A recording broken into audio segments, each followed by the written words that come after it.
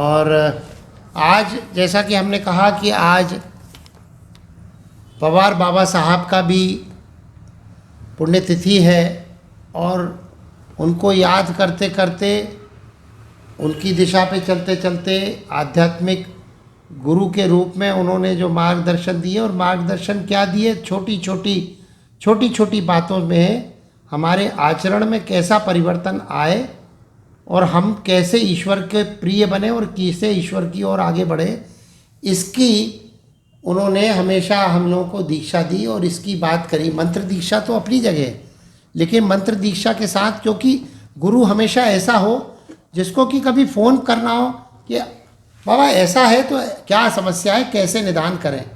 और अभी भी कभी कभी ऐसा इंट्यूशन होता है कि वे, और गुरु तत्व तो पूरा एक ही है। अभी अब हम ध्यान लगाते हैं तो ये रामकृष्ण परमहंस स्वामी विवेकानंद से लेकर बाबरा जी महाराज, पवार बाबा साहब, ये आके सामने खड़े हो जाते हैं। और गंभीरानंद जी की पुस्तक जब भी खोलते हैं तो वहाँ ना कोई निर्देश मिलता है, कोई ना कोई निर्देश वहाँ पर मिल ही जाता है। आज हम उसी गुरु तत्व को प्रणाम करते हैं और साथ में शरद भैया के पिताजी, जो कि कृष्ण, परम कृष्ण भक्त और नित्य युक्ता उपासते की यदि हम, या सतत युक्ता की जो बात यदि करें, जो कि पहले और दूसरे श्लोक में अर्जुन ने पूछी और कृष्ण भगवान ने पहले ही श्लोक में उत्तर दिया है, तो उसका जीवंत उदाहरण हमने उनको देखा। देखो, गरीबों को दवाइयाँ बांटना, सर्वभूत हिते रता, उनको देखा, उनको निरंकार निरहंकार ही देखा हमने, और ध्यान में रहते देखा है, तिलक लगा के। उनका जो जीवन था इतना शुद्ध था, आगे आने वाले श्लोकों में वो शुद्धता शुचिता की बात भी कृष्ण करेंगे, जैसा कि हम देख रहे हैं। तो वो अभी जो 12वां श्लोक है, तो हम उनकी आत्मा को, पवित्र आत्मा को भी नमन करते हैं, जिनका आज बरसी का दिन था। और नर्मदा मैया के किनारे, नर्मदा जी के तट पर उन्होंने अपने प्राणोत्सर्ग किए हैं। और उस दिन भी एक विशेष कुछ कृपा का दिन था, विशेष कुछ बात चल रही थी, वो मुझे ध्यान नहीं आ रही, शरद भैया बाद में बताएंगे। और ज्ञानेश्वरी दीदी ने भी इस बात को इंगित किया था, कुछ थी बात।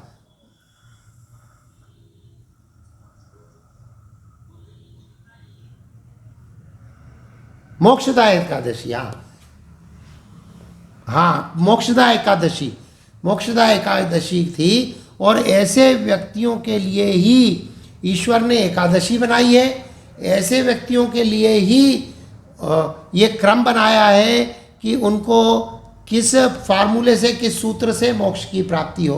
तो हम इन सभी दिव्यात्माओं को, गुरु तत्वों को प्रणाम करते हैं और आज की इस कृष्णमय वातावरण को आगे बढ़ाते हुए, राम कृष्णमय वातावरण को आगे बढ़ाते हुए, राम भरतमय वातावरण को आगे बढ़ाते हुए, गीता के 12वें श्लोक का, जिसकी की मीमांसा पिछली बार की थी, कर्मफल त्याग की जब बात आई थी, तो कर्मफल त्याग का विषय लेते हुए धीरे धीरे इतना प्रैक्टिकल आगे बढ़ता गया कि 11वें नंबर को 11वें सर्व कर्म फल त्यागा, तो ये जो बात आ रही थी, तथा कुरु यतात्मवान, तो ये जो बात आ रही थी, तो वो धीरे धीरे बढ़ते बढ़ते पहली बार में पूरी नहीं हुई, दूसरी में नहीं हुई, तीसरे में हुई, और तीसरे में भी पूरी इसलिए नहीं हुई क्योंकि उसको भगवान कृष्ण का ही आश्रय लेकर और भगवान कृष्ण का ही 12वें श्लोक को ध्यान में करते हुए वो इसीलिए 3 बार चली, क्योंकि हर श्लोक को हमने 1 बार या 1.5 श्लोक को दो बार में पूरा किया, ऐसा करते हुए आगे बढ़े। लेकिन वहाँ कैसे कृष्ण रुक गए? कृष्ण क्यों सर्व कर्म फल त्यागम पे रुक गए? सर्व फल त्यागम तथा कुरु यतात्मवान, इस बात पे क्यों रुक गए कृष्ण? ये हमको बाद में लगा पता जब हम 12वें श्लोक पर पे श्रेय ही ज्ञान, 12वां श्लोक निकाल के हम, क्योंकि वो मुझे याद नहीं है, तो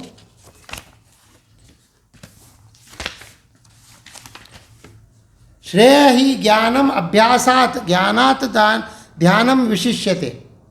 श्रेय ही ज्ञानम अभ्यास, अभ्यासात ज्ञानात ध्यानम विशिष्यते, ध्यानात कर्मफल त्याग, त्यागात शांति ही अनंतरम।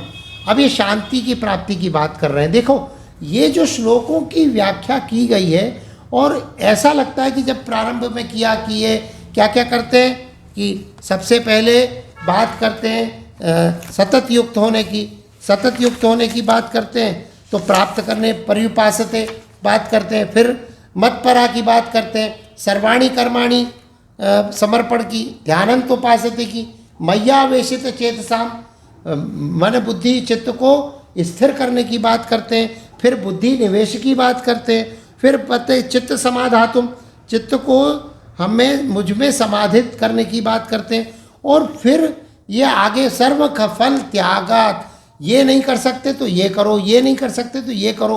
तो सर्व कर्म फल त्यागात, जिसको कि पिछली बार ज्ञानेश्वरी दीदी ने बताया था कि ये बड़ा कठिन है, और कठिन है तो क्यों, ये तो ऑप्शन बताए हैं कृष्ण भगवान ने, लेकिन जब हम 12वें श्लोक पे जाते हैं तो एकदम स्पष्ट स्थिति आती है कि वो कहते हैं कि ज्ञान से श्रेय अभ्यास है, वास्तव में ज्ञान श्रेष्ठ है अभ्यास से श्रेष्ठ ज्ञान है, और ज्ञान से ध्यान उत्कृष्ट है, यानी हम निरंतर ध्यान करते रहें, उपासना करते रहें, और ध्यान से कर्म फल त्याग, मतलब उन्होंने सर्वोच्च स्थिति को, कर्म फल त्याग को सर्वोच्च पूजा पद्धति और उपासना और भक्ति की सर्वोच्च स्थिति पर लाकर स्थापित कर दिया 12वें श्लोक में।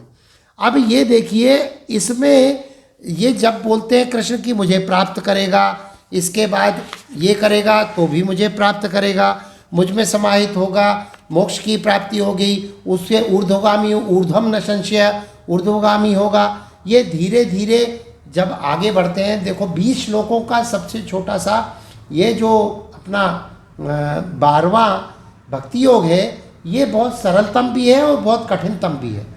इसमें पहला श्लोक और 19 ही श्लोक है मान के चलिए, पहला श्लोक तो अर्जुन की शंका है, अर्जुन का प्रश्न है, और उसके बाद जो 11 श्लोक है उन्होंने लगातार उपासना ध्यान, सर्वभूत हिते रतः, सर्वमुख फल त्याग, मई बुद्धिम निवेश्य, इस तरह दृढ़ निश्चय, मई अर्पित, मुझे मनोबुद्धि को समर्पित करने की बात की है। लेकिन जब आवेशित चेतसाम की बात की है, और उसमें उन्होंने कहा मुझे प्राप्त करेगा, आप तू धनंजय माम इच्छा, मेरी इच्छा को प्राप्त करेगा, मुझे प्राप्ति की इच्छा को भी प्राप्त करेगा। धीरे धीरे धीरे वो बताते हैं कि मुझे प्राप्त करेगा, मोक्ष को प्राप्त करेगा, मेरी ऊर्ध्वगामी होगा, मेरी इच्छा हो, मुझे प्राप्ति की इच्छा होगी, जागृत होगी, माम इच्छा आपनु धनंजय, ये इसकी बात करते हैं। लेकिन अब क्या करते हैं, 11 श्लोक में 12वां श्लोक छोड़ दे तो आगे के जो 8 श्लोक हैं उनमें कृष्ण भगवान ये बताते हैं कि मुझे कौन प्रिय है, उसके आचरण, उस गुण की व्याख्या करते हैं। ऐसा नहीं है जो अभी हम जो बात कर रहे थे ना अयोध्या कांड में कि वैराग्य और विवेक, तो वैराग्य के भक्ति के लिए कौन सा भक्त उन्हें प्रिय है, भक्ति के लिए प्री रिक्विजिट्स क्या है, क्या क्या आवश्यकता है कि हम भक्त कहलाएं, भक्त का अहंकार पाल सकें, या भक्त की अवधारणा में, उनकी डेफिनेशन में उनके प्रिय। तो ये प्रिय होने के कि कौन कौन प्रिय होंगे, उसकी व्याख्या कृष्ण भगवान उस आचरण की, उस व्यवहार की, उस दिनचर्या की और उस मन बुद्धि आत्मा की बात करते हैं कि कौन सा पथ है जो एक एक कदम को फूंक फूंक कर व्यक्ति रखे और भक्त रखे तो मुझे प्रिय होगा। क्योंकि एक भी कदम गया तो दुर्घटना घटी, ऐसा वो होता है ना कि सावधानी हटी, और सावधानी की भी बात आएगी आगे चल के। अभी आगे के 15-16 श्लोक में ये सावधानी की बात आएगी। दक्ष अनपेक्ष शुचिर दक्ष आगे चल के आएगी। तो सावधानी हटी, दुर्घटना घटी। दुर्घटना कहाँ घटेगी? जहाँ पर पैर फिसलेगा। अद्वेष्टा 13वें श्लोक पर हम तत्काल आते हैं। अद्वेष्टा सर्वभूतानां मैत्रः करुण एवच। अब ये भी हो और ये भी हो। देखिए इतना अच्छे निर्ममो निरंकार सम दुख सुख क्षमी। आज हम इसकी व्याख्या यदि 13वें श्लोक की करें तो ये गुण, वो जो हम उस दिन बता रहे थे ना 3 दिन पहले या पिछले सप्ताह में, कि हम आगे बढ़ने के लिए हम अपने जो हमारा मन की लालच है, मन की जो भाव है, मनोरोग हैं, मनोरोग के द्वारा वो कीड़े को मनोरोग बनाया था और हनी लगा दी थी, उसको लालच में लगा के वो कीड़े को आगे बढ़ाया। तो पीछे पीछे थोड़ा सा सत्संग का धागा बांधा था, वो कहानी हमने सुनी। तो सत्संग के धागे के साथ हम यदि ये देखें कि एक किसी भी गुण को ले लें तो हमारे साथ गुण अपने आप आते जाएंगे। जैसे हम देखें करुणा। अब यदि करुणा हमारे मन में आई, क्योंकि हमारे प्रभु कौन है? हमारे प्रभु है करुणा निधान। और वो क्या करते हैं?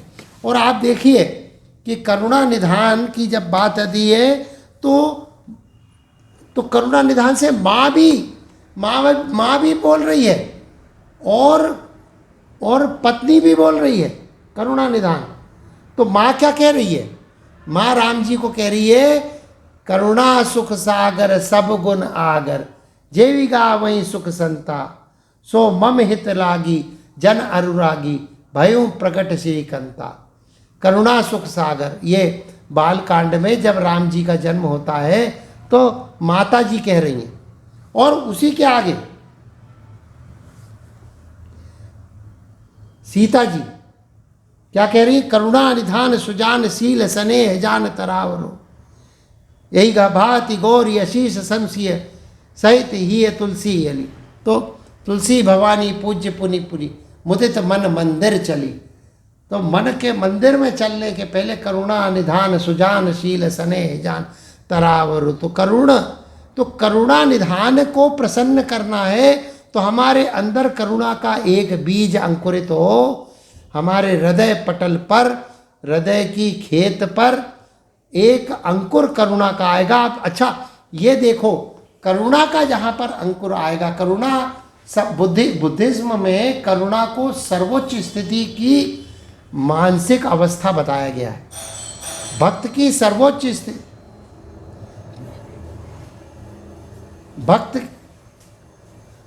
भक्त की सर्वोच्च स्थिति को करुणा होने की आवश्यकता बताई है। जब बताते हैं ना कि क्या स्थिति हो, अरे ये फोन बंद करो, तो क्या स्थिति हो तो बोलते हैं कि महावीर स्वामी की अहिंसा, गौतम बुद्ध की करुणा और रामकृष्ण परमहंस का सर्वधर्म संभाव।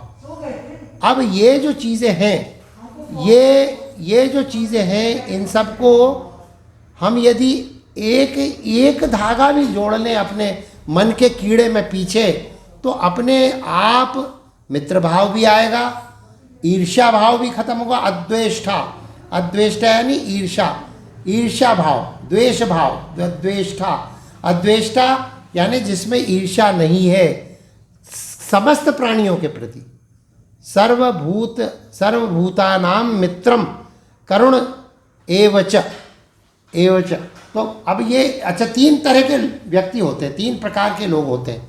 एक हमारे ऊपर जो कि हमसे बड़े हैं, हमसे ज़्यादा आगे हैं, और एक हमारे बराबरी के, और एक हमसे नीचे। तो तीनों के लिए एक लाइन में क्या हमारा आचरण हो, क्योंकि हमारे जीवन में हमको तीनों ही मिलने वाले हैं।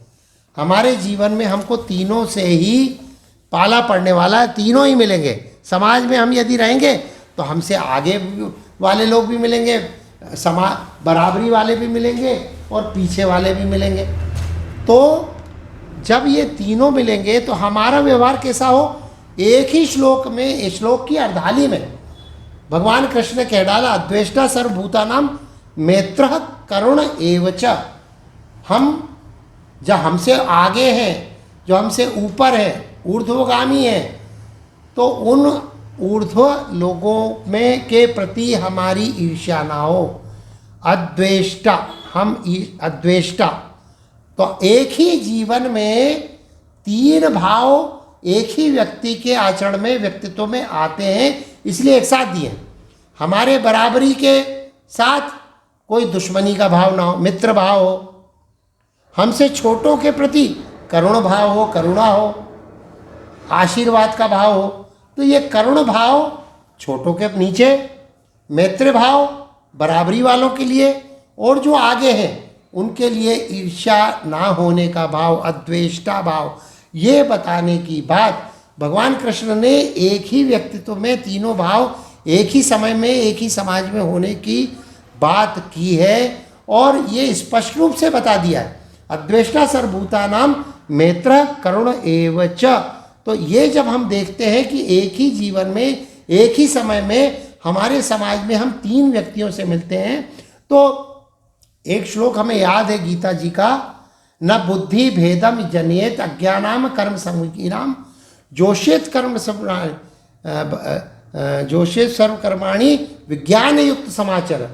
यानी कि न बुद्धि भेदम जनियेत अज्ञानाम कर्म संगीनाम, जो अज्ञ हैं, जो ज्ञानी हैं, जो विज्ञान से युक्त हैं, किसी भी, जो विज्ञानी है हमसे ऊपर, जो अज्ञानी है हमसे नीचे, जो हमारे समबुद्धि है वो हमारे बराबर। लेकिन हमारी जो है जोशियत यानी बॉल एंड सॉकेट जैसा होता है ना, हम सबके जॉइंट में सबके साथ एक साथ फिट हो सकें, मित्र भाव से भी भाव से फिट हो न सकें। वो आगे है तो हमें ईर्ष्या ना हो तो भी फिट होंगे, है ना। और न बुद्धि भेदम जनियेत, हमारे अंदर बुद्धि भेद इस बात को लेकर ना हो कि ये हमसे आगे है, कि हमारे बराबरी में है, कि हमसे नीचा है तो उसको हेय दृष्टि से देखें और अपने आप की श्रेष्ठता अहंकार में रखें। तो ये सब जो बातें आती हैं तो ये पहले ही श्लोक में पहली अर्धाली में उन्होंने स्पष्ट रूप से कर दिया है। निर्ममो निरहंकारम सम दुख सुख क्षमी। सम दुख सुख को तो हम बाद में लेंगे, क्योंकि हमने कई बार ये देखा है सम दुख सुख के साथ शीतोष्ण की भी बात दूसरे अध्याय में भगवान कृष्ण करते हैं। हम पहले वहाँ से प्रारंभ करें। हमने 2-4 दिन पहले, 7 दिन पहले किसी बात की चर्चा चल रही थी, शायद उनकी रामकृष्णानंद जी की बात चल रही थी। उसमें हमने देखा था कि किस तरह शीतोष्ण के प्रति एक भाव जब हम रखेंगे तब हमें सुख दुख के प्रति भी एक भाव, ये जो द्वंद्व होते हैं जीवन के द्वंद्व के प्रति एक भाव, एक रसता, एक रूपता की बात आती है, वो उसमें स्पष्ट रूप से आती है। सम दुख सुख, समता का भाव, एक रस होने का भाव। और एक रस होने का अर्थ शुष्क होना नहीं है, लेकिन ड्राइनेस के बारे में रामकृष्णानंद जी के जीवन की जब एक हमने बात उस दिन हम कर रहे थे, तो रामकृष्णानंद जी का जीवन वो हम बाद में निकाल के देखेंगे।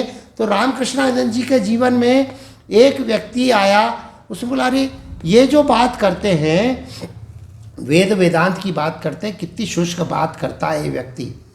तो रामकृष्णानंद जी बड़े प्रसन्न हुए, बोले कि ये उसकी आध्यात्मिक जीवन की यात्रा की त्वरित गति का द्योतक है, त्वरित गति को बताता है कि ये व्यक्ति कितना शुष्क दिखाई दे रहा है। असल में ये शुष्क नहीं है, वास्तव में शुष्क नहीं है, ये एक रस है, एक रस है। तो सम दुख सुख की हम और व्याख्या बाद में करेंगे। और निर्ममो, अब ये शब्द बड़ा निर्मम लगता है, हम लोग आजकल जो हिंदी में उपयोग होता है निर्मम, तो निर्मम हत्या ये अखबारों में पढ़ते हैं, तो निर्मम नहीं है एक्चुअल वास्तव में। ये निर्मम संस्कृत में आसक्तिहीन है। मन को जो है, मन किसी व्यक्ति में लगा, किसी सांसारिक वस्तु में लगा नहीं है, आसक्त नहीं है, ममता न से भरा नहीं है। और निरहंकार, निरअहंकार की तो बात कितने बार की है। निरअहंकार हम ये तेजी से इसलिए लग रहे हैं कि यहाँ पर एक एक शब्द में रुकने की आवश्यकता नहीं है। हम सब जानते हैं, हम सब मानते हैं, और सब हम थोड़े थोड़े अंश में कोई भी एक बात को यदि पकड़ ले और कोई एक बात को ज़्यादा पकड़ लें, जैसे हमें मैत्री भाव, यदि मैत्री भाव हम देखें, हमने देखा ज्ञानेश्वरी दीदी हैं इस समय, ज्ञानेश्वरी दीदी के मुंह पे नहीं बोल रहे, हम हमेशा बोलते हैं सबके बारे में, और ये सबको बताते हैं कि एक छोटा सा बच्चा आश्रम में रहेगा, उसके साथ जो मित्रता रहेगी वही मैत्री भाव अखिलेश कुमाश्ता के साथ है, वही मैत्री भाव बुजुर्ग व्यक्ति जो भी आते हैं, जैसे डॉक्टर के कोल आ रहे हैं या बहुत ही बुजुर्ग व्यक्ति आ रहे हैं, उनके साथ भी वही मैत्री भाव। और वो मैत्री भाव को किस तरह से प्रकाशित करना है, किस तरह से उसको एक्सप्लोर करना है, इसकी एक अद्भुत विवेकशीलता, साथ में वैराग्य का पुट भी, साथ में आध्यात्मिक वैराग्य का पुट भी, ये सब एक साथ समाहित देखते हुए हमने ऐसा बहुत कम लोगों में सुना है, देखा तो एक में ही है। तो ये जो मैं सिर्फ इसलिए बता रहा हूँ कि ये जो भाव है, तो इस भाव को हम एक भी किसी भाव को हम पकड़ लें तो कृष्ण के प्रिय होने के अन्य भाव अपने आप आते जाते हैं। जैसे वो कीड़े की हमने कहानी बताई थी ना कि मन चंचल है, कीड़ा ऊपर बढ़ रहा है, उसमें लालच का हनी लगा दिया उसकी मूछ पे, तो वो आगे बढ़ रहा है। अब पीछे अपने सत्संग लगाया, अब पीछे इसी तरह एक किसी अद्वेष्टा, सत, मैत्री या करुण भाव या निर्मम यानी कि आसक्तिहीन और निरंकार और सम दुख में दुख सुख का एक रस भाव, और या क्षमी, इन भाव और आगे भी आएंगे ऐसे भाव, और इन भावों में से एक भाव को भी हम अधिष्ठाता के रूप में पकड़ लें तो धीरे धीरे, जैसे हम करुण भाव, तो करुण भाव यदि आता है, हमने तो देखा, आपने हमारे उस कहानियों में भी पढ़ा होगा कि पिघलता ब्रह्मांड किस तरह पिघलता है। एक यदि कहीं दुख होता है, किसी की मृत्यु होती है, तो ब्रह्मांड में कहीं ना कहीं कोई हृदय पसीजता है, जाना अनजाना, कहीं ना कहीं। कई बार हमको ऐसा लगता है कि हम जो है अचानक ऐसी स्थिति आती है, अरे अच्छी लग रहा था, आज कुछ अनमना सा लग रहा है। अब वो अनमना होना क्या है? अनमना होना यही भाव है कि कहीं ना कहीं हमारे तार पूर्व जन्मों के जुड़े हैं, जहाँ पर कुछ अच्छा नहीं हो रहा है, तो वो अनमना होना या अज्ञात इस तरह उसमें। क्योंकि हम यदि देखें तो हम पूरी प्रकृति को, पूरी पृथ्वी को एक रस एक साथ पाते हैं। एनवायरनमेंट यदि देखें तो उसकी चर्चा हम नहीं कर रहे हैं, हम तो व्यक्ति कनेक्शन की बात कर रहे हैं। हम जैसे कनेक्ट होते हैं, है ना, कनेक्ट होते हैं मोबाइल के द्वारा, इसके द्वारा, उसके द्वारा, ऐसे ही आत्मिक कनेक्शन व्यक्ति का होता है, और उसको भी मित्र भाव, करुण भाव, अद्वेष्टा भाव, निरंकार भाव या क्षमा भाव, इसके साथ जोड़ा जा सकता है। और इसी श्लोक को यदि हम हिंदी में गोस्वामी तुलसीदास जी के एक उसको ले, उस क्रम में तो नहीं है जो कि कृष्ण जी ने कहा है, लेकिन मानस रोग में इसमें स्पष्ट रूप से दिखा है। निर्मम जिसको कहते हैं, ममता दादू कंडू ईर्ष्याई। अब इसमें देखो ईर्ष्या भी है, अद्वेष्टा, इन्होंने उसको नकारात्मक पहलू को उजागर करते हुए लिया है, कृष्ण भगवान ने सकारात्मक पहलू को, क्योंकि भक्त का वर्णन कर रहे हैं। और जो अपने गोस्वामी जी हैं, गोस्वामी जी अभक्त का वर्णन कर रहे हैं, अभक्त का वर्णन, और भक्त का वर्णन कर रहे हैं कृष्ण भगवान। तो क्योंकि कृष्ण को कौन प्रिय होगा, तो इसमें स्पष्ट रूप से दिया ममता दादू, ममता दाद है जो है हमें बार बार उसकी खुजली, कंडू यानी खुजली, ईर्ष्या भाव जो है खुजली है। ईर्ष्या भाव हमने देखा कि कोई आगे बढ़ रहा है तो व्यक्ति आज सिर ही खुजाने लगेगा, अच्छा ऐसा है, अब इसको कैसे पटक नहीं दे, तो ऐसे भाव दिखाते हैं। कई बार हम लोग नाटक स्टेज पे करते थे पहले, तो कोई ना कोई एक्सप्रेशन जेलसी का दिखाना है। अब जेलसी का एक्सप्रेशन दिखाना है तो कमर पे हाथ रख के आंखें तरेर के देखा, कभी सिर खुजाने लगे कि अब इसको कैसे पटकनी दें। तो ये कंडू ईर्ष्याई ममता दादू हर्ष विषाद गहब बरुताई, यही सम दुख सुख। तो ये जब सम दुख सुख नहीं होगा, हर्ष विषाद का हमारे पास दूर दूर तक का ऐसा पाठ होगा जिस पर हम इधर से उधर, उधर से हर्ष होंगे तो अतिरेक में, विषाद होगा तो अतिरेक में, तो इसमें यदि हिलोरे खाते रहेंगे तो वहाँ पर आगे ना बढ़ पाएंगे, हमारा प्रवाह रुक जाएगा। और इसी को गले के रोग की अधिकता बताया। हर्ष विषाद को गले का रोग बता दिया है उन्होंने। गले का रोग यानी कंठ का रोग, यानी हम प्रार्थना करने के लिए के काबिल नहीं है, हम अपनी व्याख्या करने के काबिल नहीं है, हम श्लोक पाठ करने के लायक नहीं, हम आपस में चर्चा करने के लायक नहीं। क्योंकि जब हम हर्ष और विषाद में पड़ जाते हैं तो निश्चित ही हमें ऐसा, ये दोनों ही गले को यानी फांसी जैसी जकड़ने वाली स्थितियाँ पैदा करते हैं। गोस्वामी तुलसीदास जी कहते हैं तो गरा बहुत आई, हर्ष गले के रोगों की अधिकता है। गलकंठ, कंठमाला, घेगा आदि रोग ये इसमें लिखा हुआ है। अच्छा ये भी बता दें हम, ये जो गले के ये जो रोग होते हैं ना, जिसको थायराइड बोलते हैं, अपन TSH कराते हैं, T4 कराते हैं या आजकल कराते हैं, ये यदि हमारे किसी महिला में आ जाएं तो क्या होगा? तो जब जनन बेटा बेटी पैदा होते हैं, जब आगे संतति बढ़ती है तो आगे संतति बढ़ने में कम बुद्धि के क्रेटिन पैदा होने लगते हैं, कम बुद्धि के बच्चे पैदा होते हैं, हाइट कम रह जाएगी, पूरा ड्वार्फ हो जाएंगे। तो ये जो है हर्ष विषाद के प्रपंच में पढ़ने वाले लोगों की बात यही बताई है कि हम अपनी यदि इसी में करते रहे तो आगे के बच्चों को विवेकशील, विद्यावान, ज्ञानवान नहीं बना पाएंगे।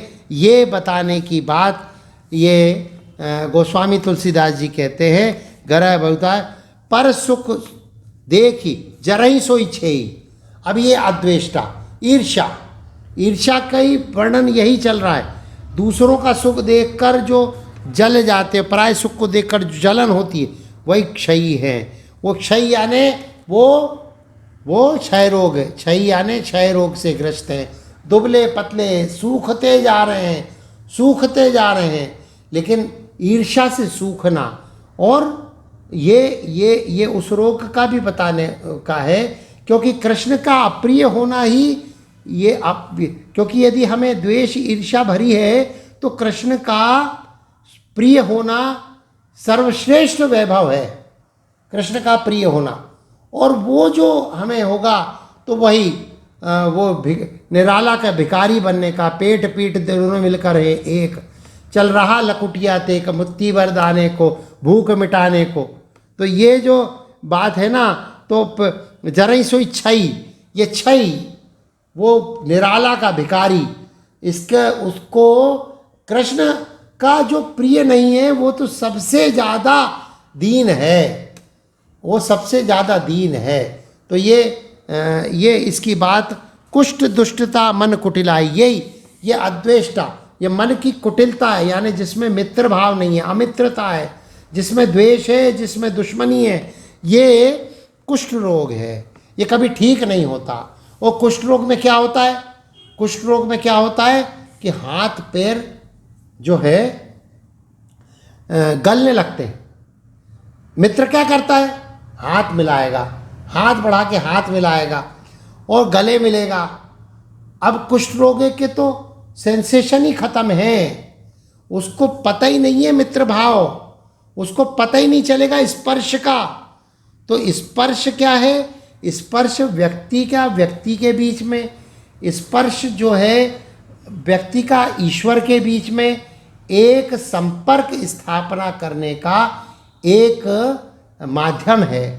तो हम यदि ले कि ये जो अमित्रता है, जिसमें कि हमें मित्र भाव नहीं है, उस भाव को जब हम लेते हैं तो ये हम में कुष्ठ रोग पैदा करता है। ये मानस रोगों का वर्णन जैसे ये गीता को विस्तारित कर दिया है गोस्वामी तुलसीदास जी ने।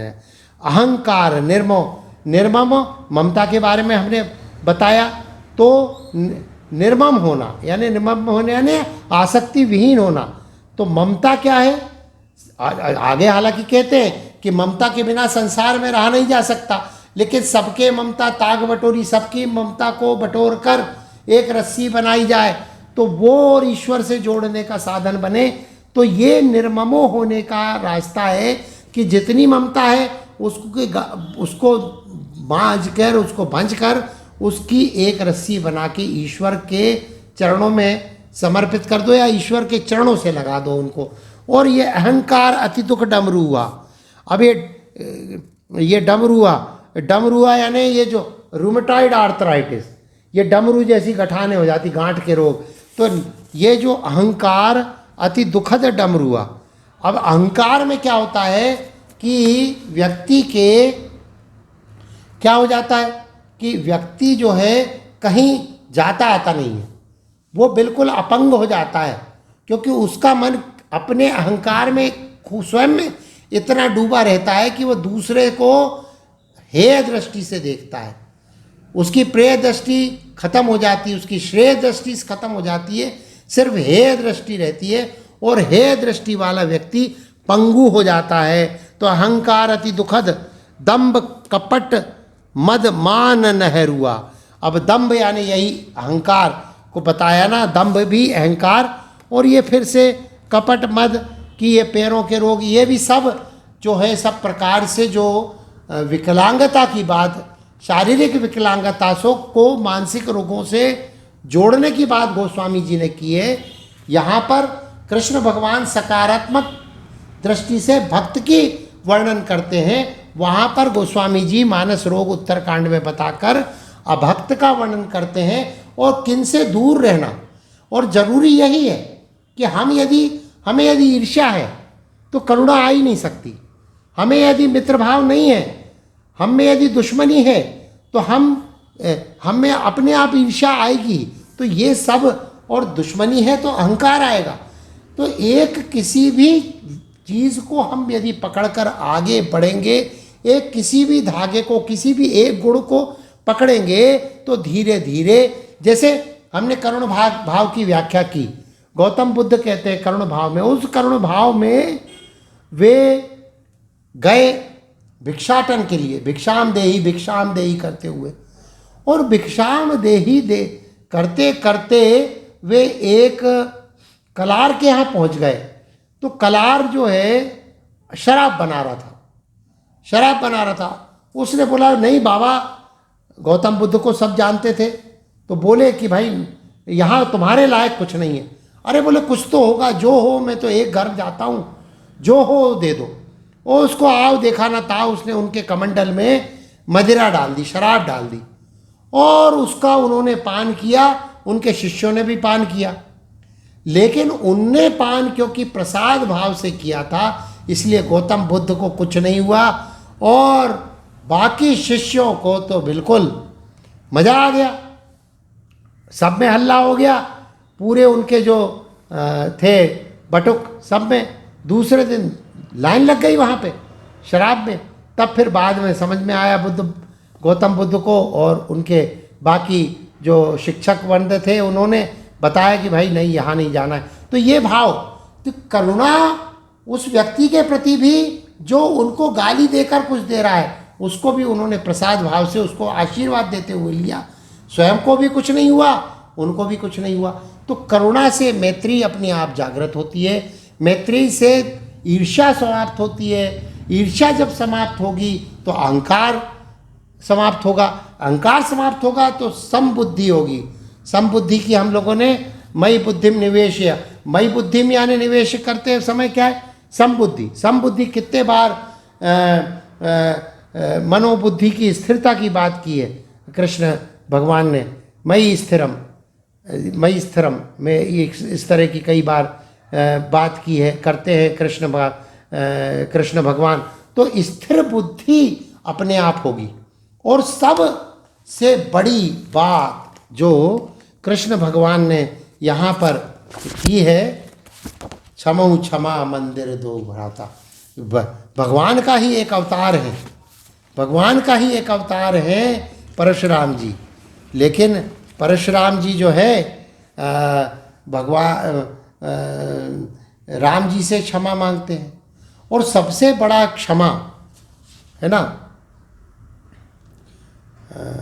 क्षमाशील जे पर उपकारी त्वे द्विज मोहि प्रिय जथा करारी। ये क्षमा की बात जब करते हैं उत्तरकांड में, तो ये क्षमाशील जे परोपकारी, परोपकारी फिर सर्वभूते ते रथा, फिर आ गया ते द्विज मोहि प्रिय जथा खरारी। ये जो है फिर उस प्रसंग में आता है नमामि मीशान निर्वाण रूपम में, कि किस तरह क्षमा वो गुरु करते हैं अपने शिष्य को, काकभूषुंडी जी को पूर्व जन्म में, और उसके बाद उनके कई जन्म होते हैं। लेकिन कृष्ण वो शंकर जी क्षमा नहीं कर पाते हैं, शंकर जी की अपनी अलग सूत्र है। लेकिन जो भक्त है वो उसका क्षमी होना बहुत आवश्यक है, क्योंकि जब क्षमी नहीं होगा और किसी बात से उसको क्लेश हुआ है तो उसके में बदले की भावना होगी, अमित्रता आएगी, फिर वो ईर्ष्या भी आएगी, फिर उसमें अहंकार जागृत होगा। तो क्षमी होना बहुत आवश्यक है। क्षमी के बारे में यदि हम बात करें तो सबसे बड़ा क्षमी कौन है धरती पर, यह प्रश्न आता है। तो सबसे बड़ा क्षमी है धरती, और धरती की पुत्री है सीता माता। सीता माता धरती की पुत्री हैं। तो क्षमी होने से राम प्रिय बनना है, कृष्ण प्रिय बनना है, भक्ति प्राप्त करना है, तो क्षमी होने में उसी परिवार में ही धरती के सरीका यदि आचरण हमारा होगा तो हमें भक्ति भाव अपने आप जागृत होगा। सीता माता जैसी भक्ति प्रदा भी है और स्वयं भक्ति का अवतार भी है सीता माता।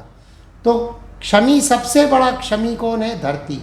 हमने देखा बहुत सारी पुस्तकें पिटी अबाउट अर्थ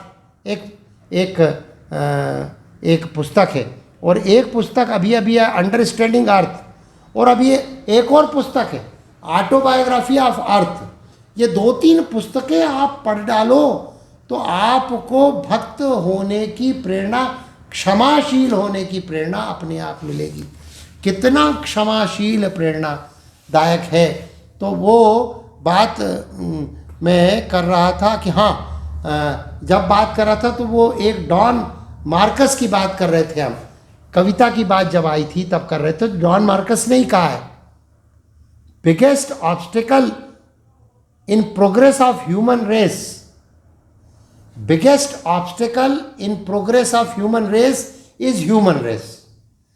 मानवता की प्रगति में सबसे अधिक बाधा, मानव की प्रगति में सबसे अधिक बाधक मानव है।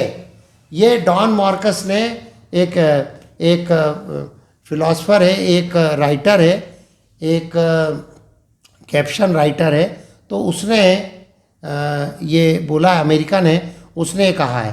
तो हम यदि ये देखें कि मानव की प्रगति में गीता का क्या योगदान हो, तो हम भक्त ना हो, हम कृष्ण की उपासना ना करते हो। ये शुरू के श्लोकों में 11 श्लोकों में भगवान कृष्ण ने भक्त के बारे में कहा है, लेकिन उनके प्रिय जो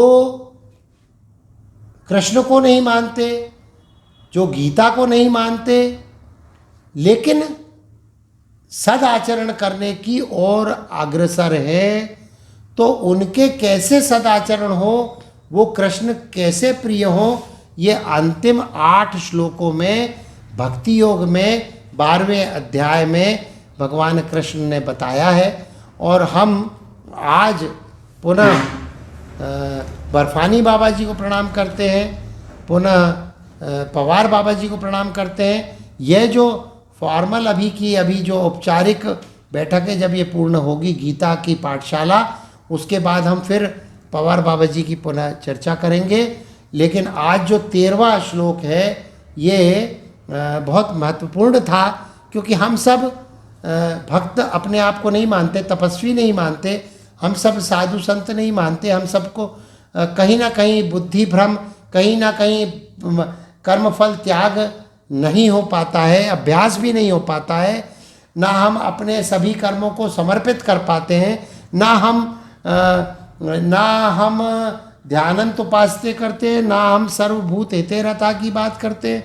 लेकिन जब हम ये नहीं कर पाते हैं तो आगे की व्याख्या करने के लिए, आगे के गुणों को प्रिय, कृष्ण प्रिय अपने आप को बनाने के लिए कुछ उपाय कृष्ण पुनः पुनः पुनः पुनः ये देते हैं। उनमें से ये कुछ उपाय हैं, अद्वेष्टा सर्वभूतानां मैत्रः करुण एवच निर्ममो निरंकार सम दुख सुख क्षमी। तो आज इस 13वां श्लोक का जो है हम जितना कर सके वो करा है। और ये सबको ज्ञात हो, दीदी आ जाती है तो मेरे को बड़ा संकोच होता है, क्योंकि ये सिर्फ स्वांत सुखाय स्वयं को ऊर्ध्वगामी करने के लिए, ऊर्ध्व न संशय जो जिसको कृष्ण कहते हैं ना, बार बार स्वयं को ऊर्ध्वगामी करने के लिए या थोड़ी देर के लिए अपने आप को कृष्ण से जोड़ने का प्रयास मात्र है। और बस इतना ही कहकर हम अपनी बात को समाप्त करते हैं। यदि ईश्वर निरंकारी या इन सभी गुणों में से कोई एक गुण को भी पकड़ के हम यदि अपने जीवन को आगे बढ़ा सके तो बहुत अच्छा होगा। तभी ये बात मुझे लगता है कि गीता, कृष्ण भक्ति, या एक बार भी कृष्ण का नाम लिया है तो वो सफल होगा। जननीम शारदाम देवी रामकृष्णम जगद्गुरुम पाद पद्मोत्रयोषित्वा प्रणमामि मुहुर्मुहुः, प्रणमामि मुहुर्मुहुः। दीदी से अनुरोध है कि वे इसमें कुछ